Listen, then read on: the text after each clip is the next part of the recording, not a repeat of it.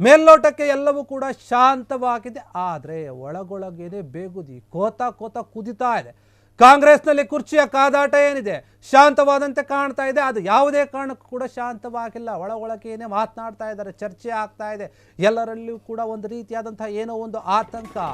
ಯಾವಾಗ ಏನಾಗುತ್ತೆ, ಯಾವಾಗ ಬದಲಾಗುತ್ತೆ, ಯಾರು ಯಾವ ರೀತಿಯಾಗಿ ನಡೆದುಕೊಳ್ತಾರೆ, ಈ ರೀತಿಯಾಗಿ ಒಳಗೊಳಗೇನೆ ಬೇಗುದಿ ಕುದಿತಾ ಇದೆ.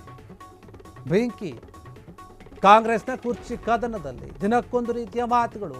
ಬದಲಾವಣೆಯ ಭವಿಷ್ಯ ಇತ್ಯರ್ಥ ಮಾಡಿ ಅಂತ DCM ಪಟ್ಟು ಹಿಡ್ಕೊಂಡು ಕೂತು ಬಿಟ್ಟಿದ್ದಾರೆ. ದೆಹಲಿ ಭೇಟಿ ವೇಳೆ ದಾಳವನ್ನು ಉರುಳಿಸಿದ್ರ DK ಶಿವಕುಮಾರ್. ಯಾವ ರೀತಿಯಾಗಿ ಆದಂತಹ ದಾಳವನ್ನು ಉರುಳಿಸಿದ್ರು ಗೊತ್ತಿಲ್ಲ.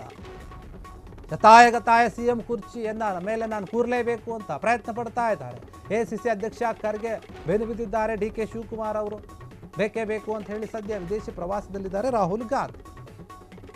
ಹೀಗಿರುವಾಗ ರಾಹುಲ್ ಗಾಂಧಿ ಬರ್ತಿದ್ದಂತೆಯೇ ಮೀಟಿಂಗ್ ಮಾಡಬೇಕು, ಅದು ಫಿಕ್ಸ್ ಅಂತ ಹೇಳಿ DK ಒತ್ತಡವನ್ನು ಹೇರ್ತಾ ಇದ್ದಾರೆ. ಮಲ್ಲಿಕಾರ್ಜುನ ಖರ್ಗೆ ಮೇಲೆ ಒತ್ತಡವನ್ನು ಹಾಕ್ತಾ ಇದ್ದಾರೆ DCM DK ಶಿವಕುಮಾರ್. ಕಾಂಗ್ರೆಸ್ನಲ್ಲಿ ಕುರ್ಚಿಯ ಕದನದ ವಿಚಾರವಂತೂ ಇನ್ನೂ ಕೂಡ ಮುಗಿದೇ ಇಲ್ಲ, ಮುಗಿಯೋ ಥರ ಕಾಣ್ತಾ ಇಲ್ಲ. ಏನಾದರೂ ಒಂದು ಹೈಕಮಾಂಡ್ ಸ್ಪಷ್ಟವಾದಂತಹ ಒಂದು ತೀರ್ಮಾನವನ್ನು, ಅಧಿಕೃತ ನಿರ್ಧಾರವನ್ನು ತೆಗೆದುಕೊಳ್ಳುವವರೆಗೂ ಕೂಡ ರಾಜ್ಯ ಕಾಂಗ್ರೆಸ್ನಲ್ಲಿ ಈ ಒಂದು ವಿಚಾರ ಚರ್ಚೆಯಲ್ಲಿ ಇದ್ದೇ ಇರುತ್ತೆ. ಇದ್ರ ಬಗ್ಗೆ ಪ್ರತಿದಿನವೂ ಸುದ್ದಿ ಆಗುತ್ತೆ, ಪ್ರತಿದಿನವೂ ಚರ್ಚೆ ಆಗುತ್ತೆ, ಪ್ರತಿದಿನವೂ ಒಂದಲ್ಲ ಒಂದು ನಾಯಕರು ಮಾತನಾಡ್ತಾನೇ ಇರ್ತಾರೆ. ಆ ರೀತಿಯಾದಂತಹ ವಿಚಾರ ಇದೆ. CM ಕುರ್ಚಿಗಾಗಿ ಒಬ್ಬೊಬ್ಬರು ಒಂದೊಂದು ರೀತಿಯಲ್ಲಿ ಪ್ರಯತ್ನ ಮಾಡ್ತಾ ಇದ್ದಾರೆ. ಸಿದ್ದರಾಮಯ್ಯ ಅವರು ನಾನೇ ಇರ್ತೀನಿ ಅಂತ ಹೇಳಿ ಪಟ್ಟು ಹಿಡ್ಕೊಂಡು ಕೂತಿದ್ದಾರೆ. ಇನ್ನೊಂದು ಕಡೆ DK ಶಿವಕುಮಾರ್ ನನಗೂ ಕೂಡ ಬೇಕೇ ಬೇಕು ಅಂತ ಹೇಳಿ ಅವರು ಕೂಡ ಪಟ್ಟು ಹಿಡ್ಕೊಂಡಿದ್ದಾರೆ.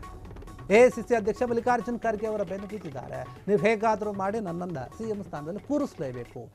ರಾಹುಲ್ ಗಾಂಧಿ ಅವರು ವಿದೇಶಿ ಪ್ರವಾಸದಲ್ಲಿ ಇದ್ದರೆ ಅವರನ್ನು ಬಂದ ತಕ್ಷಣ ಮೀಟಿಂಗ್ ಮಾಡಬೇಕು, ಮೀಟಿಂಗನ್ನು ಫಿಕ್ಸ್ ಮಾಡಿ ಇದ್ರ ಬಗ್ಗೆ ಹರಿಸಲೇಬೇಕು ಈ ಒಂದು ವಿಚಾರವನ್ನು. ಇಲ್ಲಾಂದರೆ ಇದು ಸರಿ ಹೋಗೋದಿಲ್ಲ.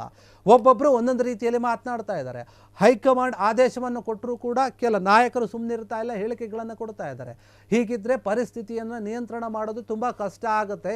ಹೈಕಮಾಂಡ್ ನಾಯಕರು ನೀವೇ ಏನಾದರೂ ನಿರ್ಧಾರವನ್ನು ತೆಗೆದುಕೊಳ್ಬೇಕು, ಅಧಿಕೃತವಾದ ಒಂದು ಹೇಳಿಕೆಯನ್ನು ಕೊಡಲೇಬೇಕು. ಕೊಟ್ಟಾಗ ಮಾತ್ರ ಈ ಎಲ್ಲ ವಿಚಾರಗಳಿಗೆ, ಈ ಎಲ್ಲ ಚರ್ಚೆಗಳಿಗೆ ಅಂತಿಮ ಆಡ್ದಂಗೆ ಆಗುತ್ತೆ. ಒಂದು ಪೊಲೀಸ್ ಸ್ಟಾಪನ್ನು ಇಡಲೇಬೇಕು ನೀವು ಅಂತ ಹೇಳಿ DK ಶಿವಕುಮಾರ್ ಪಟ್ಟು ಹಿಡ್ಕೊಂಡು ಕೂತಿದ್ದಾರೆ. ದೆಹಲಿಗೆ ಹೋಗಿದ್ರು, ಅಲ್ಲಿ ಚರ್ಚೆ ಆಗಿರ್ಬೋದು. ಸೋನಿಯಾ ಗಾಂಧಿ ಅವರನ್ನು ಮೀಟ್ ಮಾಡಿದ್ದಾರೆ, ಬೇರೆ ಬೇರೆ ನಾಯಕರು ಕೂಡ ಮೀಟ್ ಮಾಡಿದ್ದಾರೆ. ಆದರೆ ಈ ಒಂದು ಬದಲಾವಣೆಯ ವಿಚಾರ ಬಗ್ಗೆ, ನಾಯಕತ್ವದ ಬದಲಾವಣೆಯ ವಿಚಾರಕ್ಕೆ ಸಂಬಂಧಪಟ್ಟಂತೆ ಎಲ್ಲೂ ಕೂಡ ವಿಷಯ ಹೊರಗು ಬರ್ತಾ ಇಲ್ಲ. ಏನಾಗ್ತಾ ಇದೆ, ಏನು ನಿರ್ಧಾರ ತೆಗೆದುಕೊಳ್ತಾ ಇದ್ದಾರೆ, ಯಾರು ಯಾರನ್ನ ಕಲಿತಾ ಇದ್ದಾರೆ, ಯಾರನ್ನ ಏನೇನು ಮಾತನಾಡ್ತಾ ಇದ್ದಾರೆ, ಏನೇನಿದೆ ವಿಚಾರ ಗೊತ್ತಾಗ್ತಾ ಇಲ್ಲ. ಹೀಗಾಗಿ ಈ ಒಂದು ಬದಲಾವಣೆಯ ಭವಿಷ್ಯ ಇತ್ಯರ್ಥ ಮಾಡಲೇಬೇಕು ಅಂತ ಹೇಳಿ DK ಶಿವಕುಮಾರ್ ಪಟ್ಟು ಹಿಡಿದು ಕೂತಿದ್ದಾರೆ. ಈಗ ದೆಹಲಿ ಭೇಟಿ ವೇಳೆ ದಾಳವನ್ನು ಉರುಳಿಸಿದ್ದಾರೆ. ಒಂದು ರೀತಿಯಲ್ಲಿ ಚತುರಂಗದ ಆಟವನ್ನು ಶುರು ಮಾಡಿಕೊಂಡಿದ್ದಾರೆ. ಒಳಗೊಳಗೇನೆ DK ಶಿವಕುಮಾರ್ ಗತಾಯವಾಗಿ ನಾನು CM ಆಗಲೇಬೇಕು, CM ಕುರ್ಚಿ ಬೇಕೇ ಬೇಕು ಅಂತ ಪಟ್ಟು ಹಿಡ್ಕೊಂಡು ಇವರು ಕೂಡ ಕೂತಿದ್ದಾರೆ. ಆ ಕಡೆ ಸಿದ್ದರಾಮಯ್ಯ ಬಿಡೋದಿಲ್ಲ ಅಂತ, ನಾ ಕೊಡೆ ನಾ ಬಿಡೆ ಅನ್ನುವಂಥ ರೀತಿಯಲ್ಲಿ ಇಬ್ಬರು ಕೂಡ ನಡೆದುಕೊಳ್ಳುತ್ತಾ ಇದ್ದಾರೆ. ಇದು ಒಂದು ರೀತಿಯಲ್ಲಿ ಕಾಂಗ್ರೆಸ್ ನಾಯಕರಲ್ಲಿ ಕೂಡ ಒಂದು ರೀತಿಯಲ್ಲಿ ಆತಂಕವನ್ನು ಉಂಟು ಮಾಡ್ತಾ ಇದೆ. ಏನಾಗಬಹುದು ಈ ಒಂದು ವಿಚಾರ, ಎಲ್ಲಿಗೆ ಹೋಗಿ ತಲುಪುತ್ತೆ, ಯಾರಿಗೆ ಮೇಲುಗೈ ಆಗುತ್ತೆ, ಈಗೆಲ್ಲ ರೀತಿಯಾಗಿ ಚರ್ಚೆ ಆಗ್ತಾ ಇದೆ. ಆದರೆ ಈಗ ಸದ್ಯಕ್ಕೆ ರಾಹುಲ್ ಗಾಂಧಿ ಅವರು ವಿದೇಶಿ ಪ್ರವಾಸದಲ್ಲಿದ್ದಾರೆ. ಅವರು ಬರಬೇಕು. ಅವರ ಬಂದ ನಂತರ ಒಂದು ಮೀಟಿಂಗನ್ನು ನೀವು ಫಿಕ್ಸ್ ಮಾಡಿ ಮಾತುಕತೆ ಆಗಲೇಬೇಕು ಅಂತ ಹೇಳಿ ಪಟ್ಟು ಹಿಡ್ಕೊಂಡು ಕೂತಿದ್ದಾರೆ. ಮಲ್ಲಿಕಾರ್ಜುನ ಖರ್ಗೆ ಅವರಿಗೆ ಹೇಳ್ತಾ ಇದ್ದಾರೆ DK ಶಿವಕುಮಾರ್, ಏನಾದರೂ ಒಂದು ತೀರ್ಮಾನ ಮಾಡಿ ಖರ್ಗೆ ಸಾಹೇಬ್ರೆ ನೀವು ಅಂತ ಹೇಳಿ ಮನವಿಯನ್ನು ಮಾಡ್ತಾ ಇದ್ದಾರೆ. ಮಲ್ಲಿಕಾರ್ಜುನ ಖರ್ಗೆ ಮೇಲೆ ಒತ್ತಡವನ್ನು ಕೂಡ ಹಾಕ್ತಾ ಇದ್ದಾರೆ. ಹೀಗಾಗಿ ಮಲ್ಲಿಕಾರ್ಜುನ ಖರ್ಗೆ ಅವರು ಏನು ಮಾಡ್ತಾರೆ, ರಾಹುಲ್ ಗಾಂಧಿ ಅವರಿಗೆ ಏನು ಹೇಳ್ತಾರೆ, ಸೋನಿಯಾ ಗಾಂಧಿ ಅವರಿಗೆ ಏನು ಹೇಳ್ತಾರೆ, ಏನು ಚರ್ಚೆ ಆಗುತ್ತೆ, ನಾಯಕತ್ವದ ಗೊಂದಲ ಮುಗಿಯುತ್ತಾ ಇಲ್ವಾ, ಇನ್ನೂ ಹಂಗೆ ಹೋಗುತ್ತಾ.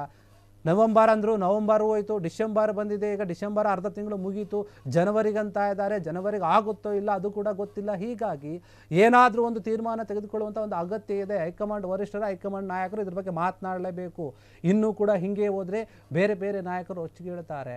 DK ಶಿವಕುಮಾರ್ ಬಣದ ನಾಯಕರು ಬೇರೆ ರೀತಿಯಾಗಿ ಮಾತನಾಡ್ತಾರೆ, ಸಿದ್ದರಾಮಯ್ಯ ಬಣದ ನಾಯಕರು ಕೂಡ ಮಾತನಾಡ್ತಾ ಇದ್ದಾರೆ. ಅವರವರದೇ ಆದಂತಹ ಪ್ಲಾನ್ಗಳನ್ನು ಮಾಡ್ಕೊಳ್ತಾ ಇದ್ದಾರೆ. ಅವರವರ ನಾಯಕರನ್ನು ಉಳಿಸ್ಕೊಳ್ಬೇಕು ಅಂತ ಪ್ರಯತ್ನವನ್ನು ಮಾಡ್ತಾ ಇದ್ದಾರೆ. ಹೀಗಾಗಿ ಕಾಂಗ್ರೆಸ್ನಲ್ಲಿ ಏನಾದರೂ ಒಂದು ದೊಡ್ಡ ಮಟ್ಟದ ಒಂದು ಬೆರುಕು ಬೀಳುವ ಮುಂಚೆ, ಬೇರೆ ಬೇರೆ ನಾಯಕರಲ್ಲಿ ಮನಸ್ತಾಪಗಳು ಬರುವ ಮುಂಚೆ ಈ ಒಂದು ಏನಿದೆ ವಿಚಾರವನ್ನು ತಣ್ಣಗೆ ಮಾಡಬೇಕು, ಎಲ್ಲರನ್ನು ಕೂಡ ಸಮಾಧಾನ ಪಡಿಸಬೇಕು ಅಂದರೆ ಹೈಕಮಾಂಡ್ ಒಂದು ಸೂಕ್ತವಾದಂತಹ ನಿರ್ಧಾರವನ್ನು ತೆಗೆದುಕೊಳ್ಳುವಂತಹ ಒಂದು ಮಹತ್ವದ ಅಗತ್ಯ ಇದೆ ಈ ಸಂದರ್ಭದಲ್ಲಿ. ಹೀಗಾಗಿ ನೀವು ಬಂದು ಮಾತನಾಡಲೇಬೇಕು, ನಿರ್ಧಾರವನ್ನು ತೆಗೆದುಕೊಳ್ಬೇಕು. ರಾಹುಲ್ ಗಾಂಧಿ ಬಂದ ತಕ್ಷಣ ಈ ಒಂದು ವಿಚಾರದ ಬಗ್ಗೆ ಚರ್ಚೆ ಆಗಲೇಬೇಕು ಅಂತ ಹೇಳಿ ಮಲ್ಲಿಕಾರ್ಜುನ್ ಖರ್ಗೆ ಮೇಲೆ DK ಶಿವಕುಮಾರ್ ಒತ್ತಡವನ್ನು ಹಾಕ್ತಾ ಇದ್ದಾರೆ. ಹಾಗಾದರೆ ಏನಾಗಬಹುದು? ಕಾಂಗ್ರೆಸ್ನ ನಾಯಕತ್ವದ ವಿಚಾರ, ಹೈಕಮಾಂಡ್ ಏನು ನಿರ್ಧಾರ ತೆಗೆದುಕೊಳ್ಳುತ್ತೆ? DK ಶಿವಕುಮಾರ್ ಅವರ ಒತ್ತಡಕ್ಕೆ ಮಣಿಯುತ್ತಾ ಹೈಕಮಾಂಡ್? ಇಲ್ಲ ಸಿದ್ದರಾಮಯ್ಯ ಅವರ ಒಂದು ಕಾರ್ಯವೈಖರಿಯನ್ನು ನೋಡಿ, ಅವರಿಗೆ ಇರುವಂತಹ ಒಂದು ಜನ ಬೆಂಬಲವನ್ನು ನೋಡಿ ಅವರನ್ನೇ ಮುಂದುವರಿಸುತ್ತಾ, ಇಲ್ಲ DK ಶಿವಕುಮಾರ್ ಪಕ್ಷಕ್ಕಾಗಿ ಮಾಡಿದಂತಹ ಕೆಲಸವನ್ನು ನೋಡುತ್ತಾ ಅವರು ಪಕ್ಷ ನಿಷ್ಠೆಯನ್ನು ತೋರಿಸಿದ್ರು, ಸರ್ಕಾರವನ್ನು ಅಧಿಕಾರಕ್ಕೆ ತರುವಲ್ಲಿ ಮಹತ್ವವಾದಂತಹ ಒಂದು ಪಾತ್ರವನ್ನು ವಹಿಸಿದ್ರು. ಸಿದ್ದರಾಮಯ್ಯ ವರ್ಚಸ್ಸಿನ ಜೊತೆಗೆ DK ಶಿವಕುಮಾರ್ ಅವರ ಒಂದು ಕಾರ್ಯವೈಖರಿ ಜೊತೆಯಾಗಿದ್ದಕ್ಕೇನೆ ಇವತ್ತು ಕಾಂಗ್ರೆಸ್ ಸರ್ಕಾರ ಕರ್ನಾಟಕದಲ್ಲಿ ಇಷ್ಟು ದೊಡ್ಡ ಮಟ್ಟದಲ್ಲಿ ಸೀಟ್ಗಳನ್ನು ತೆಗೆದುಕೊಂಡು ಅಧಿಕಾರಕ್ಕೆ ಬಂದಿರೋದು ಸಾಧ್ಯ ಅಂತ ಎಲ್ಲರಿಗೂ ಕೂಡ ಗೊತ್ತಿರುವಂತಹ ವಿಚಾರ. ಹೀಗಾಗಿ ಈ ಇಬ್ಬರೂ ನಾಯಕರನ್ನು ಸುಮ್ಮನಿರಿಸಬೇಕು, ಇಬ್ಬರೂ ನಾಯಕರನ್ನು ಮನವೊಲಿಸಬೇಕು, ಇಬ್ಬರಿಗೂ ಕೂಡ ಖುಷಿ ಆಗೋ ರೀತಿಯಲ್ಲಿ ಒಂದು ನಿರ್ಧಾರವನ್ನು ತೆಗೆದುಕೊಳ್ಳಬೇಕಾಗಿದೆ ಹೈಕಮಾಂಡ್. ಅದು ಯಾವ ನಿರ್ಧಾರ, ಏನು ತೆಗೆದುಕೊಳ್ಳುತ್ತೆ, ಅದೇ ಈಗ ಕುತೂಹಲ ಆಗಿರುವಂಥದ್ದು. ಇದಕ್ಕೆಲ್ಲಕ್ಕೂ ಉತ್ತರ ಕೊಡಬೇಕಂದ್ರೆ ರಾಹುಲ್ ಗಾಂಧಿ ಬರಬೇಕು, ರಾಹುಲ್ ಗಾಂಧಿ ಬಂದು ಹೇಳಬೇಕು. ಕ್ಷಣ ಕ್ಷಣದ ಸುದ್ದಿಗಳಿಗಾಗಿ ಫ್ರೀಡಂ ಟಿವಿ ಸಬ್ಸ್ಕ್ರೈಬ್ ಮಾಡಿ, ಲೈಕ್ ಮಾಡಿ ಹಾಗೂ ಫಾಲೋ ಮಾಡಿ. ಹೊಸ ಸುದ್ದಿಗಳ ನೋಟಿಫಿಕೇಶನ್ಗಾಗಿ ಬೆಲ್ ಐಕಾನ್ ಮೇಲೆ ಕ್ಲಿಕ್ ಮಾಡಿ.